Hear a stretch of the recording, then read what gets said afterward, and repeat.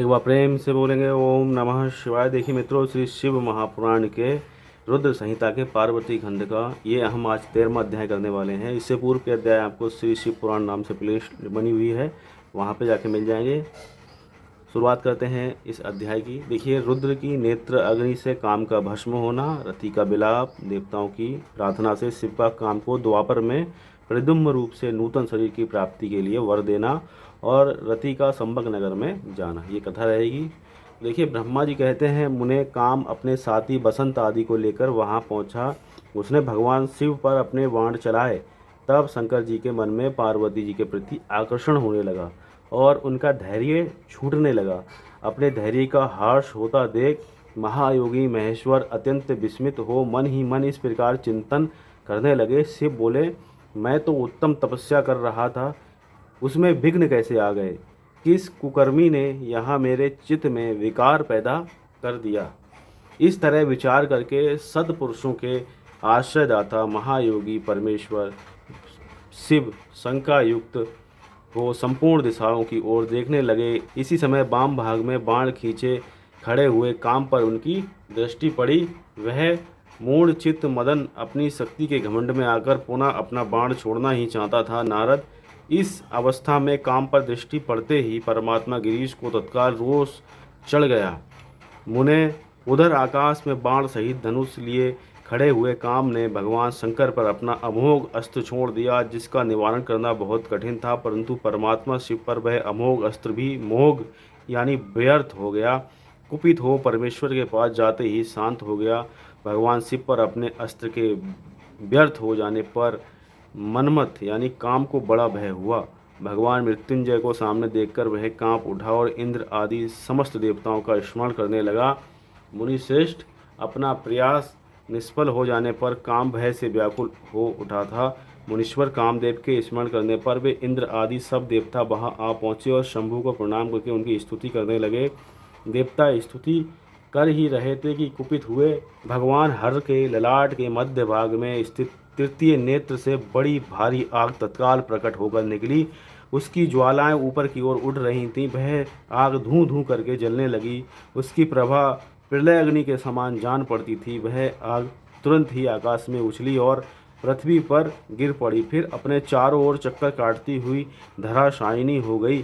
साधो, भगवान क्षमा कीजिए, क्षमा कीजिए। ये बात जब तक देवताओं के मुख से, यहाँ देखिए चित्र में दिखाया गया है कामदेव का भस्म होना, निकले, तब तक ही उस आग ने कामदेव को जलाकर भस्म कर दिया। उस वीर कामदेव के मारे जाने पर देवताओं को बड़ा दुख हुआ। वे व्याकुल हो, हाय ये क्या हुआ, ऐसा कहकर जोर जोर से चित्कार करते हुए रोने बिलखने लगे।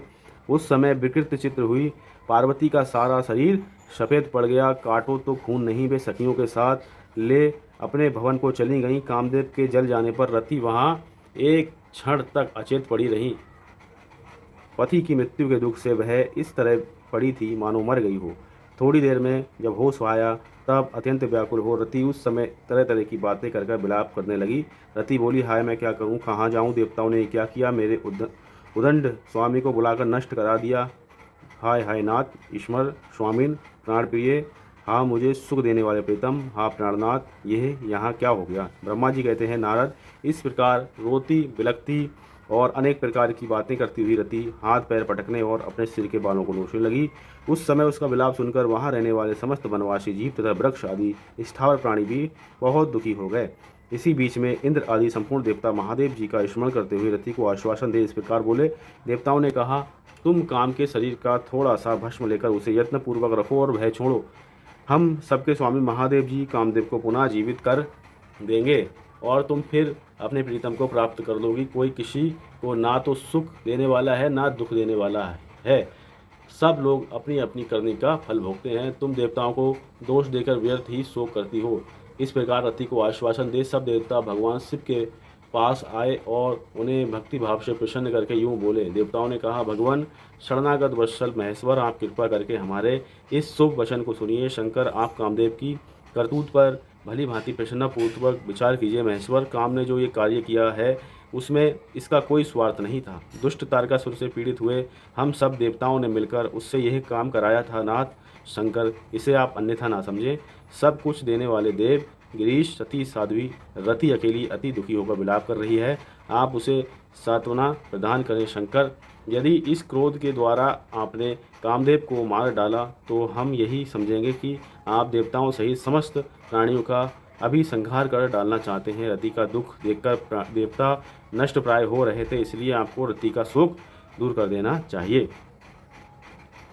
ब्रह्मा जी कहते हैं, नारद संपूर्ण देवताओं का वचन सुनकर भगवान शिव प्रसन्न हो उनसे इस प्रकार बोले। शिव ने कहा, देवताओं और ऋषियों, तुम सब आदरपूर्वक मेरी बात सुनो। मेरे क्रोध से जो कुछ हो गया है वह तो अन्यथा नहीं हो सकता। तथापि रति का शक्तिशाली पति कामदेव तभी तक अनंग यानी शरीर रहित रहेगा जब तक रुक्मणीपति श्री कृष्ण का धरती पर अवतार नहीं हो जाता। जब श्री कृष्ण द्वारका में रहकर पुत्रों को उत्पन्न करेंगे तब वे रुक्मणी के गर्भ से कामदेव को भी जन्म देंगे। उस काम का ही नाम उस समय प्रद्युम्न होगा, इसमें संशय नहीं है। उस पुत्र के जन्म लेते ही संबकासुर उसे हर लेगा। हरण के पश्चात दानव शिरोमणि संबक उस शिशु को समुद्र में डाल देगा। फिर वह मोड़ उसे मरा हुआ समझकर अपने नगर को लौट जाएगा। रते, उस समय तुम्हें संबकासुर के नगर में सुखपूर्वक निवास करना चाहिए। वहीं तुम्हें अपने पति प्रद्युम्न की प्राप्ति होगी। वहाँ तुमसे मिलकर काम युद्ध में संबकासुर का वध करेगा और सुखी होगा। देवताओं, प्रद्युम्न नामधारी काम अपनी कामनी रति को तथा शंभरासुर के धन को लेकर उसके साथ पुनः नगर में जाएगा। मेरा ये कथन सर्वदा सत्य होगा। ब्रह्मा जी कहते हैं, नारद भगवान शिव की ये बात सुनकर देवताओं के चित्त में कुछ उल्लास हुआ और वे उन्हें प्रणाम करके दोनों हाथ जोड़ विनीत भाव से बोले। देवताओं ने कहा, देव देव महादेव करुणा सागर प्रभु, आप कामदेव को शीघ्र जीवन दान दें तथा रति के प्राणियों की रक्षा करें। देवताओं के ये वचन सुनकर सबके स्वामी करुणा सागर परमेश्वर शिव पुनः प्रसन्न होकर बोले, देवताओं, मैं बहुत प्रसन्न हूँ। मैं काम को उसके हृदय में जीवित कर दूंगा। वह सदा मेरे गण होकर विहार करेगा। अब अपने स्थान को जाओ, मैं तुम्हारे दुख का सर्वदा नाश करूंगा। ऐसा कहकर रुद्रदेव उस समय स्तुति करने वाले देवताओं के देखते देखते अंतर्ध्यान हो गए। देवताओं का विस्मय दूर हो गया और वे सबके साथ प्रसन्न हो गए। मुने तदंतर रुद्र की बात पर भरोसा करके स्थिर रहने वाले देवता रति को उनका कथन सुनाकर आश्वासन दे अपने अपने स्थान को चले गए। मुनीश्वर कामपति रति शिव के बताए हुए संभर नगर को चली गई तथा रुद्रदेव ने जो समय बताया था उसकी प्रतीक्षा करने लगी। इस प्रकार ये 13वां अध्याय यहाँ पे संपन्न हुआ। अब देखिए 14वां अध्याय करेंगे। ब्रह्मा जी का शिव की क्रोध अग्नि को बड़वा नल की संज्ञा दे समुद्र में स्थापित करके संसार के भय को दूर करना, शिव के विरह से पार्वती का शोक तथा नारद जी के द्वारा उन्हें तपस्या के लिए आदेश पूर्वक पंचाक्षर मंत्र की प्राप्ति। ब्रह्मा जी कहते हैं, नारद, जब भगवान रुद्र के तीसरे नेत्र से प्रकट हुई अग्नि ने कामदेव को शीघ्र जलाकर भस्म कर दिया, तब वह बिना किसी प्रयोजन के ही प्रज्वलित हो सब ओर फैलने लगी। इससे चराचर प्राणियों सहित तीनों लोकों में महान हाहाकार मच गया। तात संपूर्ण देवता और ऋषि तुरंत मेरी शरण में आए। उन सब ने अत्यंत व्याकुल होकर मस्तक झुका, दोनों हाथ जोड़ मुझे प्रणाम किया और मेरी स्तुति करके वह दुख निवेदन किया। वह सुनकर मैं भगवान शिव का स्मरण करके उनके हेतु का भली भांति विचार कर तीनों लोकों की रक्षा के लिए विनीत भाव से वहाँ पहुँचा।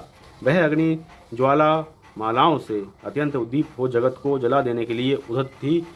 भगवान शिव की कृपा से प्राप्त हुए उत्तम तेज के द्वारा मैंने उसे तत्काल स्तंभित कर दिया। मुने, त्रिलोकी को दग्न करने की इच्छा रखने वाली उस क्रोधमय अग्नि को मैंने एक ऐसे घोड़े के रूप में परिणत कर दिया जिसके मुख से सौम्य ज्वाला प्रकट हो रही थी। भगवान शिव की इच्छा से उस बांडव यानी शरीरधारी घोड़े वाली अग्नि को लेकर मैं लोकहित के लिए समुद्र तट पर गया। मुने, मुझे आया देख समुद्र एक दिव्य पुरुष का रूप धारण करके हाथ जोड़े हुए मेरे सामने आया। मुझ संपूर्ण लोगों के पितामह की भली भांति विधिवत स्तुति वंदना करके सिंधु ने मुझसे प्रसन्नतापूर्वक कहा। सागर बोला, सर्वेश्वर ब्राह्मण, आप यहाँ किस लिए पधारे हैं? मुझे अपना सेवक समझ इस बात को प्रीतिपूर्वक कहिए। सागर की बात सुनकर भगवान शंकर का स्मरण करके लोकहित का ध्यान रखते हुए मैंने उससे प्रसन्नतापूर्वक कहा, तात समुद्र, तुम बड़े बुद्धिमान और संपूर्ण लोगों के हितकारी हो। मैं शिव की इच्छा से प्रेरित हो हार्दिक प्रीतिपूर्वक तुमसे कह रहा हूँ, ये भगवान महेश्वर का क्रोध है जो महान शक्तिशाली अश्व के रूप में यहाँ उपस्थित है। ये कामदेव को दग्ध करके तुरंत ही संपूर्ण जगत को भस्म करने के लिए उद्यत हो गया है। यह देख पीड़ित हुए देवताओं की प्रार्थना से मैं शंकर इच्छावश वहाँ गया और इस अग्नि को स्तंभित किया। फिर इसने घोड़े का रूप धारण किया और इसे लेकर मैं यहाँ आया। जालाधार, मैं जगत पर दया करके तुम्हें ये आदेश दे रहा हूँ, इस महेश्वर के क्रोध को जो मांडव का रूप धारण करके मुख से ज्वाला प्रकट करता हुआ खड़ा है। तुम प्रलय काल पर्यंत धारण किए रहो। सरितपते, जब मैं यहाँ आकर वास करूँगा तब तुम भगवान शंकर के इस अद्भुत क्रोध को छोड़ देना। तुम्हारा जल ही प्रतिदिन इसका भोजन होगा। तुम यत्नपूर्वक इसे ऊपर ही धारण किए रहना, जिससे यह तुम्हारे अनंत जल राशि के भीतर ना जाए।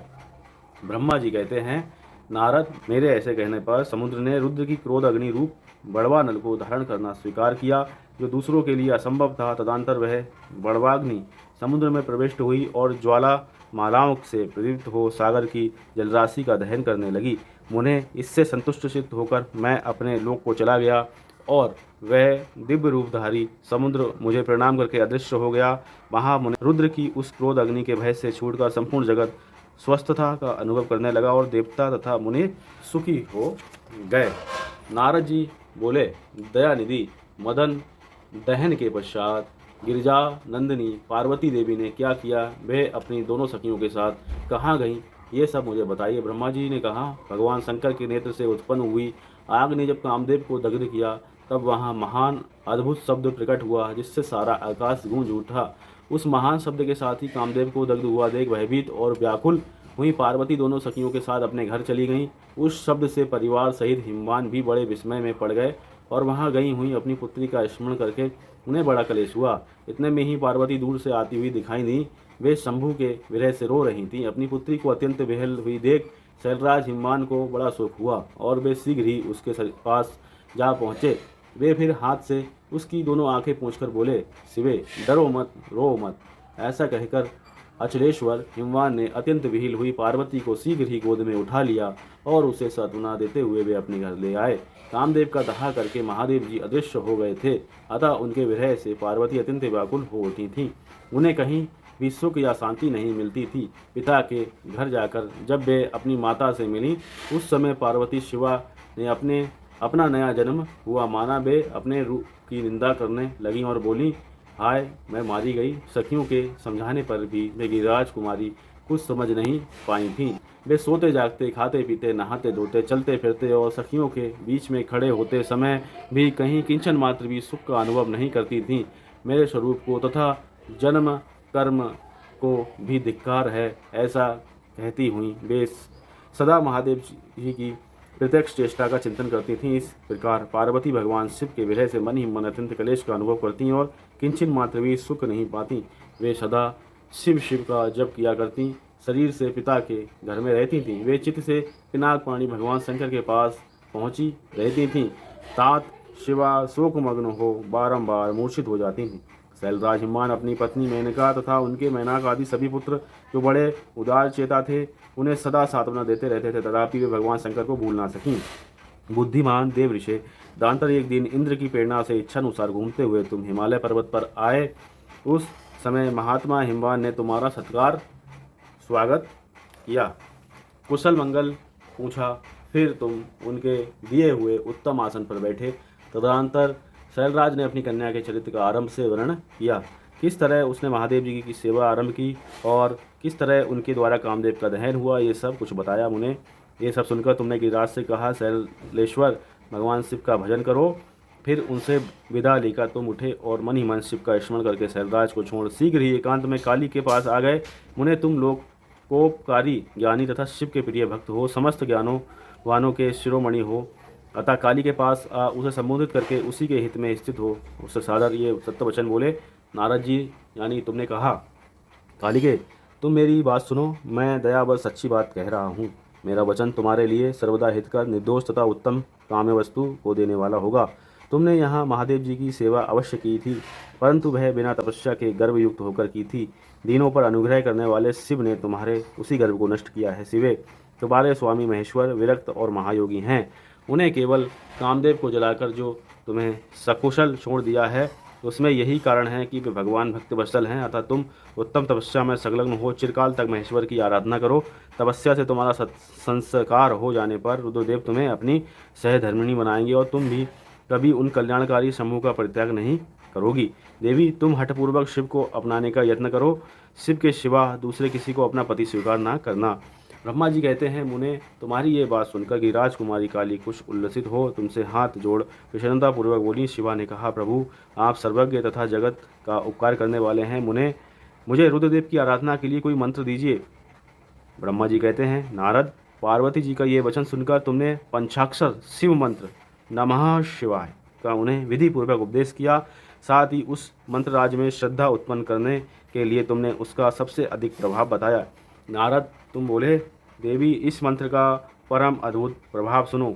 इसके श्रवण मात्र से भगवान शंकर प्रसन्न हो जाते हैं। ये मंत्र सब मंत्रों का राजा और मनोवांछित फल को देने वाला है। भगवान शंकर को बहुत ही प्रिय है। वह साधक को भोग और मोक्ष देने में समर्थ है। सौभाग्यशालिनी, इस मंत्र का विधि पूर्वक जप करने से तुम्हारे द्वारा आराधित हुए भगवान शिव अवश्य और शीघ्र तुम्हारी आंखों के सामने प्रकट हो जाएंगे। शिवे, शौच संतोष आदि नियमों में तत्पर रहकर भगवान शिव के स्वरूप का चिंतन करती हुई तुम पंचाक्षर मंत्र का जप करो। इससे आराध्य देव शिव शीघ्र ही संतुष्ट होंगे। साध्वी, इस तरह तपस्या करो। तपस्या से महेश्वर वश हो सकते हैं। तपस्या से ही सबको मनोवांछित फल की प्राप्ति होती है, अन्यथा नहीं। ब्रह्मा जी कहते हैं, नारद तुम भगवान शिव के प्रिय भक्त और इच्छानुसार विचरने वाले हो। तुमने काली से उपयुक्त बात कहकर देवताओं के हित में तत्पर हो स्वर्गलोक को परेशान किया। तुम्हारी बात सुनकर उस समय पार्वती बहुत प्रसन्न हुई। उन्हें परम उत्तम पंचाक्षर मंत्र प्राप्त हो गया था। इस प्रकार ये अध्याय यहाँ पे संपन्न हुआ। अगला अध्याय करेंगे श्री शिव की आराधना के लिए पार्वती जी की दुष्कर तपस्या। ओम नमः शिवाय, ओम नमः शिवाय, ओम नमः शिवाय।